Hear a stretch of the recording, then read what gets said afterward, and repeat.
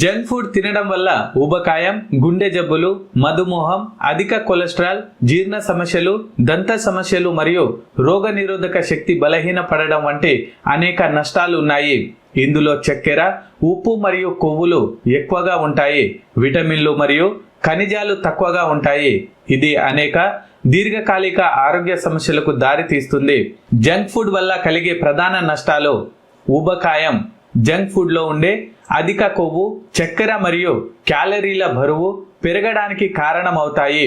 గుండె సంబంధిత సమస్యలు, అధిక కొలెస్ట్రాల్, అధిక రక్తపోటు మరియు గుండె జబ్బులు ప్రమాదాన్ని పెంచుతుంది. మధుమేహం. అధిక చక్కెర కంటెంట్ వల్ల ఇన్సులిన్ నిరోధకత పెరిగి టైప్ 2 డయాబెటీస్ వచ్చే అవకాశం ఉంది. జీర్ణ సమస్యలు.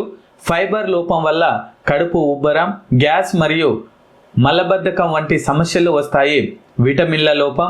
జంక్ ఫుడ్లో అవసరమైన విటమిన్లను, ఖనిజాలు తక్కువగా ఉంటాయి. ఇది పోషకాహార లోపానికి దారితీస్తుంది.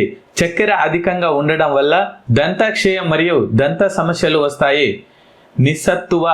అవసరమైన పోషకాలు లేకపోవడం వల్ల అలసట, నీరసం మరియు బద్ధకంగా అనిపిస్తుంది. రోగనిరోధక శక్తి తగ్గడం.